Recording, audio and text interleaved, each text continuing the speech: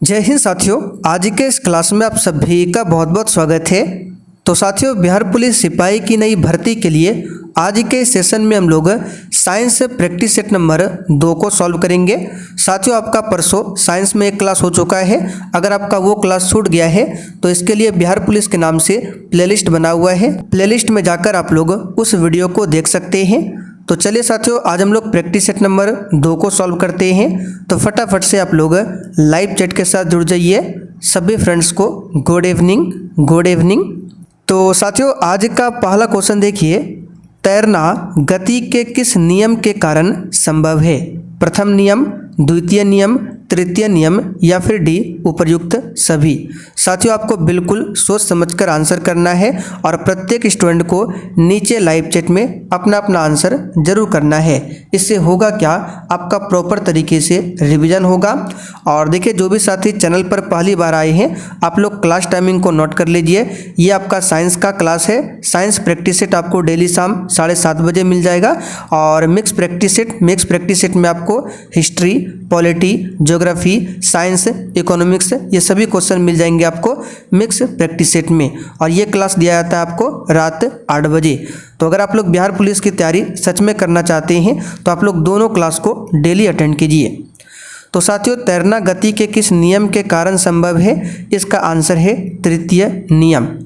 तैरना गति का नियम जो है तृतीय नियम के द्वारा संभव है। यहाँ पर सी ऑप्शन आपका सही आंसर है। चलिए क्वेश्चन नंबर दूसरा देखिए, ध्वनि का प्रभाव कान में कितने समय तक रहता है? बिल्कुल टॉप लेवल का क्वेश्चन है, एक भी क्वेश्चन को स्किप नहीं करना है। और देखिए, बिहार पुलिस के एग्जाम में लगभग 30 से 35 क्वेश्चन डायरेक्ट साइंस से पूछा जाता है। तो आप लोग साइंस पर ज़्यादा फोकस कीजिए। और अगर आपको साइंस हार्ड लगता है तो डेली क्लास को अटेंड कीजिए, आपके लिए भी साइंस बहुत ही आसान हो जाएगा। तो यहाँ पर देखिए, क्वेश्चन 2 के लिए आंसर क्या होगा? ध्वनि का प्रभाव कान में कितने समय तक रहता है? तो इसका आंसर हो जाएगा 1/10। ये बिहार पुलिस में पूछा हुआ क्वेश्चन है, इसे आप लोग डायरेक्ट याद रखिएगा। ठीक है, फिर से रिपीट कर देते हैं। ध्वनि का प्रभाव पूछे कान में कितने समय तक रहता है? 1/10 सेकेंड। अच्छा, ध्वनि की चाल पूछे कितना होता है? तो 332 मीटर प्रति सेकेंड। ठीक है, और ध्वनि जो है एक प्रकार का अनुदैर्घ्य तरंग का उदाहरण है। कौन सा तरंग है? अनुदैर्घ्य तरंग का उदाहरण है ध्वनि। और देखिए, जो भी हम एक्स्ट्रा फैक्ट को बताएंगे, अगर आपको नहीं आता है तो आप लोग कॉपी में लिखिए। इससे आपका क्या होगा, खुद का नोट्स तैयार होगा। तो ध्वनि का प्रभाव कान में कितने समय तक रहता है? तो 1/10 सेकेंड। चलिए क्वेश्चन नंबर तीसरा देखिए, निम्नलिखित में से किस यौगिक में Mn की ऑक्सीकरण संख्या का मान सर्वाधिक है? अब देखिए, ऑक्सीडेशन नंबर जिसको हिंदी में कहा जाता है ऑक्सीकरण संख्या, अगर आपको निकालने नहीं आता है तो चलिए आज आपको सिखा देते हैं कि ऑक्सीकरण संख्या को कैसे निकाला जाता है। कभी कभी यहाँ से भी एग्जाम में क्वेश्चन बन जाता है। तो यहाँ पर देखिए, Mn का आपको ऑक्सीकरण संख्या निकालना है। तो जिस भी एलिमेंट का ऑक्सीकरण संख्या निकालना होता है उसको मान लेते हैं x। और कुछ एलिमेंट का आपको ऑक्सीडेशन नंबर याद रखना होगा। और ये आपको याद कहाँ से होगा? तो देखिए, आज कोर्स में जो इंपॉर्टेंट नोट्स का सेक्शन बना हुआ है वहाँ पर जो भी इंपॉर्टेंट एलिमेंट है उसके ऑक्सीकरण संख्या को डाल देंगे, आप लोग जाकर पढ़ लीजिएगा। तो यहाँ पर देखिए, इन चारों ऑप्शन से आपको Mn की ऑक्सीकरण संख्या बताना है कि किसमें सबसे अधिक होगा। तो फर्स्ट ऑप्शन की बात करें तो Mn का निकालना है, तो इसके स्थान पर रख दीजिए x, बीच में आपको प्लस डालना है। और यहाँ पर क्या है? ऑक्सीजन। तो याद कर लीजिए, अभी ऑक्सीजन का अगर ऑक्सीकरण संख्या पूछे तो इसका -2 होता है। कितना होता है? -2 होता है। तो यहाँ पर देखिए, ऑक्सीजन के 2 अणु है, तो 2 से हमको गुना करना पड़ेगा किसमें? -2 में। और यहाँ पर क्या कर दीजिए? इक्वल में 0। अब इसको सॉल्व कर दीजिए, आपका आंसर आ जाएगा x + -4 बराबर 0। x बराबर आपका क्या आ गया? 4। यानी कि फर्स्ट ऑप्शन से आपका आया 4। अब दूसरा ऑप्शन निकालते हैं। तो यहाँ पर भी देखिए Mn है, तो यहाँ पर x लिख देते हैं प्लस, फिर देखिए यहाँ पे क्या है? Mn3 है, यानी कि यहाँ पे Mn जो है 3 है, तो 3 में x में 3 से गुना करेंगे तो ये हो जाएगा 3x। फिर देखिए ऑक्सीजन आ रहा है, तो ऑक्सीजन का क्या होता है? आप सभी जानते हैं -2। और यहाँ पे 4 ऑक्सीजन है, तो क्या कर देंगे? 4 से गुना, और ये बराबर 0 कर दीजिए। तो 3x -8 बराबर 0, x बराबर यहाँ से आपका 8/3। तीसरा ऑप्शन की बात करें तो K2MnO4 है। अब यहाँ पे देखिए K जो है ये पोटेशियम है और इसका ऑक्सीकरण संख्या आपको याद करना पड़ेगा। तो पोटेशियम का ऑक्सीकरण संख्या होता है 1, कितना होता है 1, तो 2 पोटेशियम है तो 2 गुना 1 करेंगे, क्या होगा 2, बीच में प्लस डालेंगे। यहाँ पर देखिए Mn है तो इसके स्थान पर x रखेंगे, फिर प्लस डालना है, और 4 ऑक्सीजन है तो क्या करेंगे 4 से गुना कर देंगे -2 में। -2 हमने क्यों लिखा, क्योंकि -2 जो है ये ऑक्सीजन का ऑक्सीकरण है। अब बराबर क्या कर देंगे 0। अब 2 + x -8 बराबर 0, तो -8 में 2 जाएगा, -6 + x बराबर 0, x बराबर क्या आएगा आपका 6। चलिए एक और ऑप्शन है, तो यहाँ पर भी देखिए Mn है तो यहाँ पर x लिख देंगे प्लस SO4 यहाँ पर है, क्या है SO4, तो SO4 का आपको डायरेक्ट याद रखना पड़ेगा। तो SO4 का जो ऑक्सीकरण संख्या होता है ये -2 होता है, तो याद रखिएगा ऑक्सीजन का भी -2 होता है, SO4 का भी -2 होता है। तो यहाँ पर क्या कर देंगे -2 रख देंगे। यहाँ पर आपको 4 को नहीं देखना, क्यों नहीं देखना, क्योंकि SO4 का ही -2 होता है। अब इसको बराबर 0 कर दीजिए, तो x + -2 बराबर 0, तो x का मान यहाँ से क्या आ जाएगा आपका 2। अब देख लीजिए सबसे अधिक किस में होगा, तो इसमें देखिए 2 है, पहला वाला में आपका क्या था 4 था, ठीक है, पहला वाला में 4 था, तीसरा वाला में क्या था, तीसरा वाला में यहाँ पर देख सकते हैं 6 है, और ये जो आपका ये दूसरा वाला 8/3, तो सबसे अधिक यहाँ पे देखिए 6 है, तो 6 जो निकला ये निकला है तीसरा वाला का, यानी K2MnO4 का निकला है 6। तो आंसर यहाँ पर हमारा क्या हो जाएगा 6। क्यों, क्योंकि यहाँ पर Mn की जो ऑक्सीकरण संख्या है सबसे अधिक है, इसलिए हमारा आंसर क्या हो जाएगा C वाला ऑप्शन 6। तो साथियों उम्मीद करते हैं आपको ऑक्सीकरण संख्या निकालना आ गया होगा, अगर नहीं आया है तो फिर किसी वीडियो में आपको बता देंगे। चलिए क्वेश्चन नंबर 4 देखिए, निम्नलिखित में से किस हार्मोन में आयोडीन मिली होती है। और देखिए जो भी साथी चैनल पर पहली बार आए हैं आप लोग थोड़ा सा समय दीजिए, यहाँ पर देखिए कोर्स के बारे में थोड़ा सा बता देते हैं, और जिन्होंने पहले से सुन रखा है आप लोग स्किप कर सकते हैं। तो देखिए अगर आपको सच में बिहार पुलिस की तैयारी करना है तो आपको अभी से तैयारी में लगना है, और बहुत ही जल्द इसका वैकेंसी भी आपको इसका वैकेंसी का नोटिफिकेशन देखने को मिलेगा, और इसका एग्जाम डेट भी बहुत ही जल्द आ जाएगा। तो अभी से आप लोग तैयारी में लगिए, और अगर आपने अभी तक बिहार पुलिस का कोर्स परचेज नहीं किया है तो फटाफट से जाकर परचेज कर लीजिए। ऑलरेडी बहुत सारे बच्चों ने कोर्स ले रखा है और डेली यहाँ से स्टडी कर रहे हैं। ये कोर्स आपको मिल जाएगा सक्सेस वर्ल्ड MCQ एप्लीकेशन पर, इसका लिंक मैं डिस्क्रिप्शन बॉक्स में डाल देता हूँ, या फिर इस पर आप लोग व्हाट्सअप कीजिए, यहाँ पर आपको लिंक मिल जाएगा। इस कोर्स में आपको डेली लाइव क्लास मिलेगा यूट्यूब पर, इंपॉर्टेंट नोट्स मिल जाएगा, 1 लाइनर GK मिल जाएगा, लूसेंट का भी GK मिलेगा, डेली क्लास का PDF मिलेगा जो क्लास कराते हैं आंसर के साथ में, प्लस 14 साल का क्वेश्चन बैंक इसमें आपको मिल जाएगा, ठीक है। तो एग्जाम के लिए बहुत ही ज़बरदस्त ये आपका कोर्स है, तो आप लोग जाकर ले सकते हैं। और ये नंबर लिख लीजिए, कोई भी प्रॉब्लम हो तो इस पर आपको मैसेज करना है। चलिए क्वेश्चन नंबर 4 देखिए, किस हार्मोन में आयोडीन मिली होती है। तो यहाँ पर इस क्वेश्चन का आंसर क्या हो जाएगा आपका, जल्दी बताइए। चलिए इसका आंसर हो जाएगा आपका तीसरा वाला थायरॉक्सिन। थायरॉक्सिन हार्मोन में क्या होता है, आयोडीन मिली होती है। अच्छा टेस्टोस्टेरोन की बात करें, यहाँ से क्वेश्चन बनता है कि बताइए टेस्टोस्टेरोन मादा लिंग हार्मोन है या फिर पुरुष लिंग हार्मोन है। तो याद रखिएगा टेस्टोस्टेरोन जो है ये नर लिंग हार्मोन है, यानी कि पुरुष लिंग हार्मोन है टेस्टोस्टेरोन। और एड्रीनलिन की बात करें तो ये हार्मोन किस लिए स्रावित होता है, तो ये क्रोध, डर, मानसिक तनाव की अवस्था में ये स्रावित होता है एड्रीनलिन हार्मोन। और थायरॉक्सिन हार्मोन के बारे में जानते हैं, थायराइड ग्रंथि से स्रावित होता है थायरॉक्सिन हार्मोन, और इसी में आयोडीन मिलता है। और इंसुलिन की बात करें तो इसके बारे में हमने आपको बताया था, इंसुलिन एक प्रकार का हार्मोन है, और शरीर में अगर इसकी कमी होती है तो कौन सा रोग होता है, मधुमेह। अगर शरीर में इंसुलिन की कमी होती है तो मधुमेह रोग होता है, और अगर इसकी अधिकता हो जाती है तो हाइपोग्लाइसीमिया रोग हो जाती है। हाइपोग्लाइसीमिया रोग लिख दिए, आप लोग भी लिख लीजिए। अधिक श्रावण से क्या होता है, हाइपोग्लाइसीमिया, और इंसुलिन की कमी से मधुमेह। अच्छा, मधुमेह की बात करें जिसको आमतौर पर डायबिटीज कहा जाता है, तो विश्व मधुमेह दिवस कब मनाया जाता है, ये क्वेश्चन आया था मदनी से सिपाही में, तो याद रखिएगा 14 नवंबर को विश्व मधुमेह दिवस मनाया जाता है, और इसी दिन बाल दिवस भी मनाया जाता है।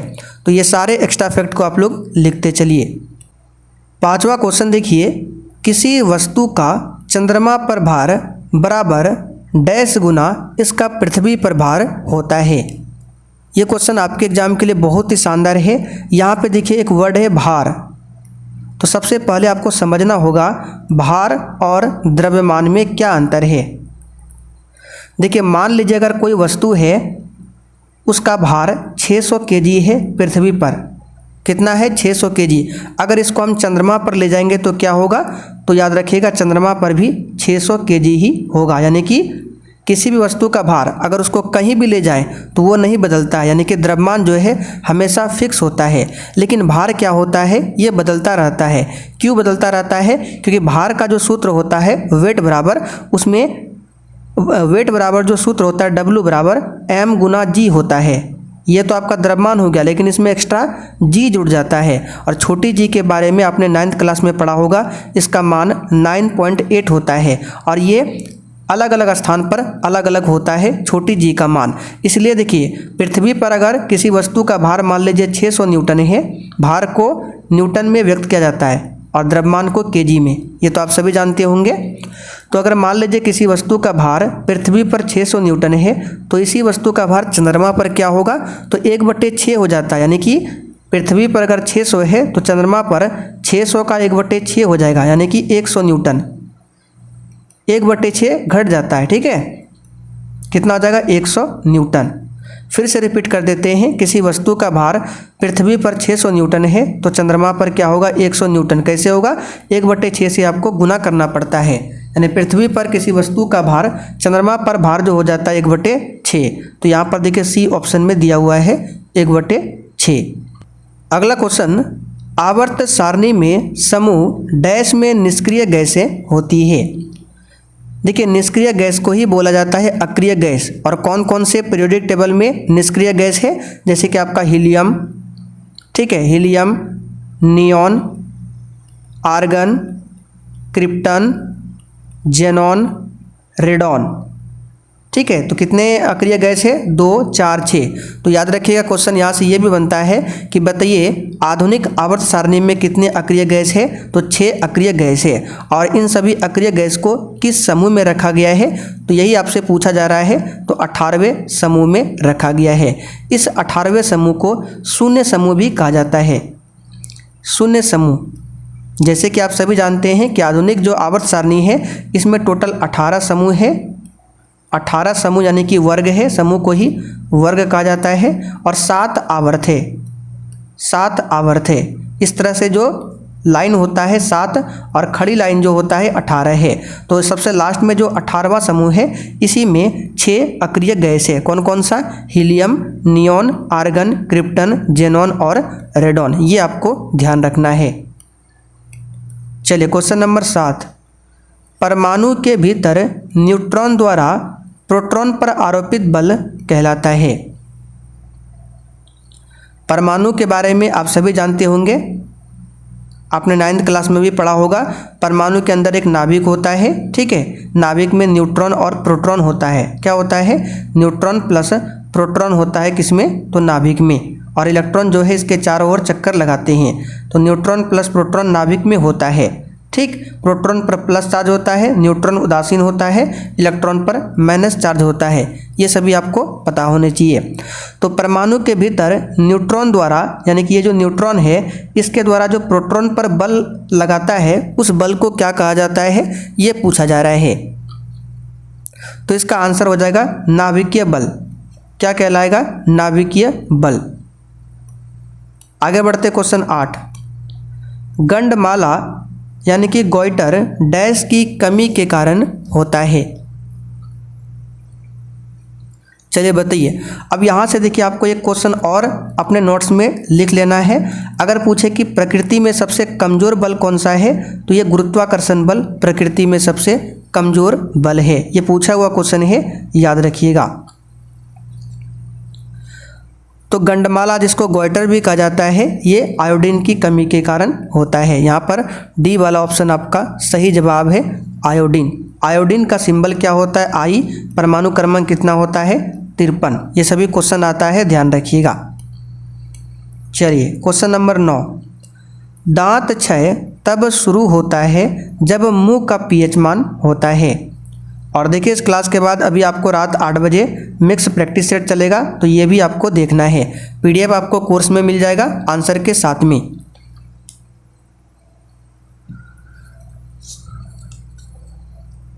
तो इस क्वेश्चन का आंसर क्या होगा? तो इसका आंसर हो जाएगा 5.5 से कम।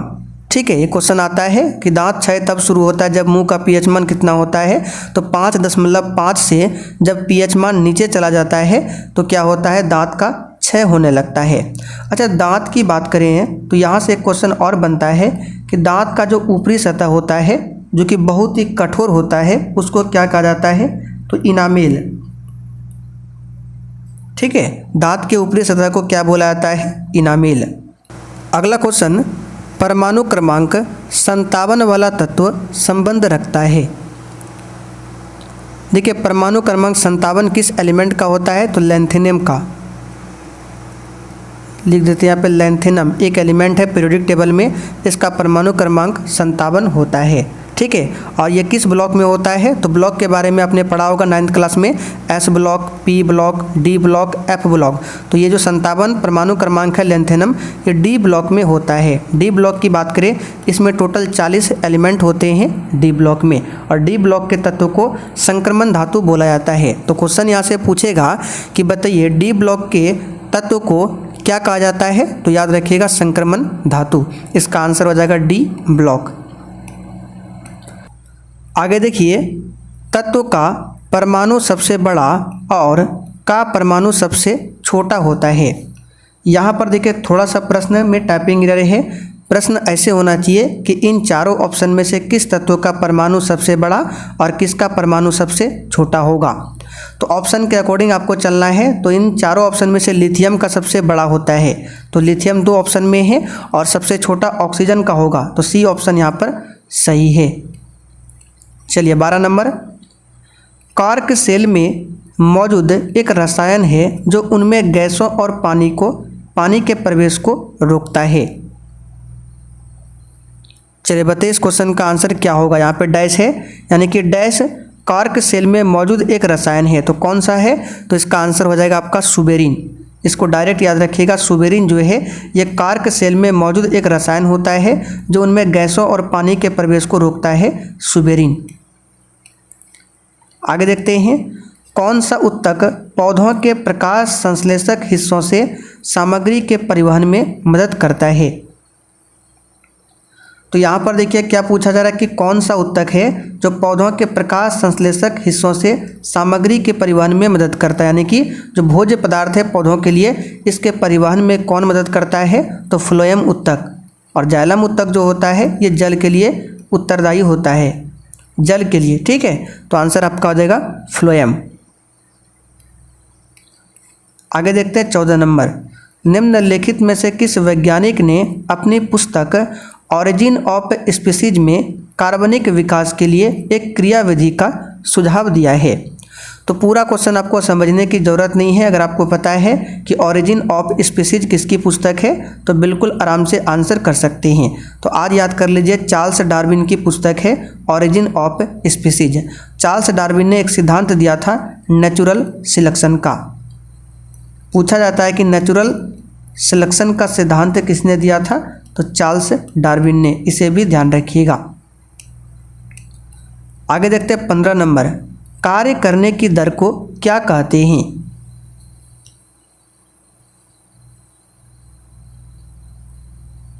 तो ये तो सिंपल सा क्वेश्चन है। कार्य करने की दर को बोला जाता है शक्ति। ठीक है, कार्य करने की दर को शक्ति कहते हैं, और शक्ति का ऐसा ही मात्रक होता है वाट। क्या होता है? वाट होता है। बल का ऐसा ही मात्रक न्यूटन होता है। वेग का मीटर प्रति सेकंड होता है। चलिए आगे देखिए क्वेश्चन नंबर 16, निम्नलिखित में से कौन सा तत्व मेटलॉइड नहीं है। अब देखिए मेटलॉइड ये एक इंग्लिश वर्ड है, इसका हिंदी क्या होता है, इसका हिंदी होता है उपधातु। 10th क्लास में पढ़ा होगा धातु, अधातु और उपधातु। तो जिसमें धातु के गुण और अधातु के गुण नहीं होते हैं वे उपधातु कहलाते हैं। और इन चारों ऑप्शन में से आपका उपधातु कौन सा होगा, कौन सा नहीं है, ये पूछा जा रहा है। तो बोरॉन देखिए क्या है आपका, ये उपधातु में आ जाएगा, सिलिकॉन भी, आर्सेनिक भी, लेकिन कॉपर जो है ये मेटलॉइड नहीं है। तो डी वाला ऑप्शन आपका राइट आंसर है। चलिए आगे बढ़ते हैं। क्वेश्चन 17, समतल दर्पण में प्रतिबिंब बना होता है। हालांकि ये क्वेश्चन हमने बता रखा है, अगर आप लोग रेगुलर क्लास करते हैं तो बिल्कुल आराम से इसका जवाब दे सकते हैं। बताइए समतल दर्पण में जो प्रतिबिंब बनता है वो कैसा बनता है। तो इसका आंसर हो जाएगा आभासी बनता है और सीधा। इसको याद कर लीजिए, कन्फ्यूजन वाला क्वेश्चन है और एग्जाम में आता है। आभासी बनेगा और सीधा बनेगा।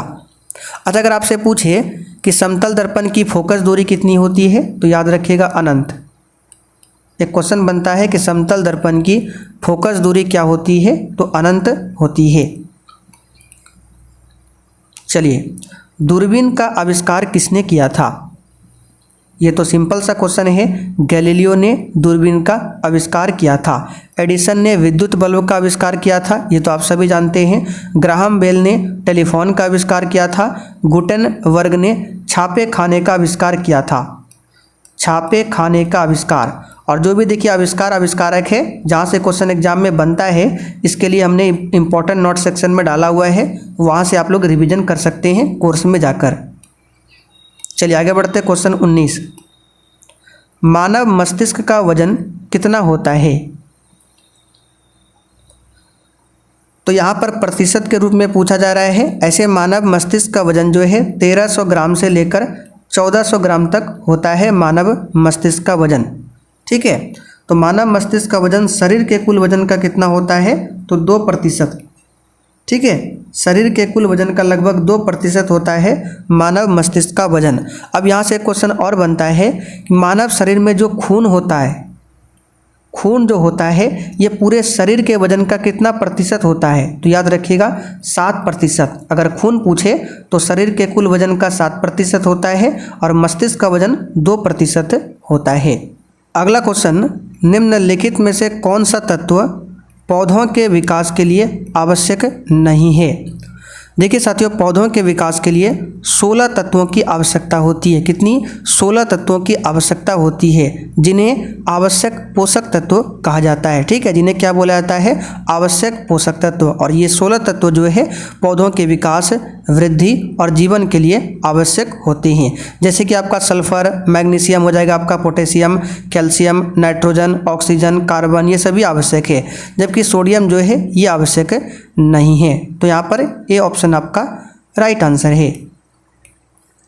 चलिए आगे बढ़ते हैं। 21, हीरे की बिक्री के भार की इकाई कैरेट होती है, तो 1 कैरेट बराबर कितना होता है?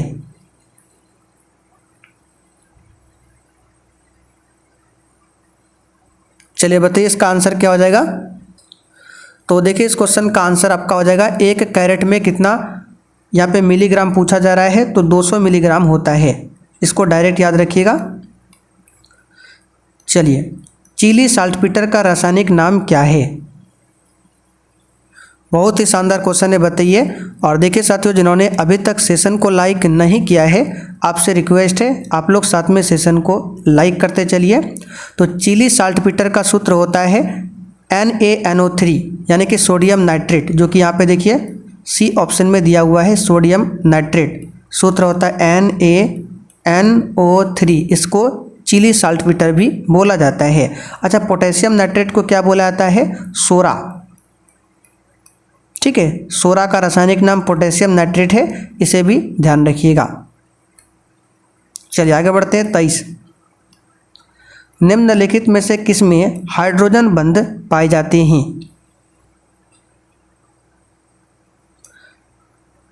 तो यहाँ पर उपयुक्त सभी हो जाएगा। जल, DNA, प्रोटीन, इन सभी में हाइड्रोजन बंध पाए जाते हैं। चलिए आगे देखते हैं। 24, चुंबकीय ध्रुव पर नमन कोण कितना होता है? इसको डायरेक्ट याद कर लीजिए, 90 डिग्री। ठीक है, चुंबकीय ध्रुव पर नमन कोण पूछे तो 90 डिग्री। चलिए आज का लास्ट क्वेश्चन, साबुन के बुलबुले के अंदर का दाब वायुमंडलीय दाब से क्या होता है? तो साबुन का जो बुलबुला बनता है और उसके अंदर जो दाब होता है वायुमंडलीय दाब से अधिक होता है या फिर कम होता है? तो याद रखिएगा अधिक होता है। ठीक है, इसलिए आंसर यहाँ पे क्या हो जाएगा? ए ऑप्शन अधिक। तो चलिए आज आपका प्रैक्टिस सेट यहीं पर कंप्लीट होता है। इसका PDF एप्लीकेशन पर डाल दिया गया है आंसर के साथ में।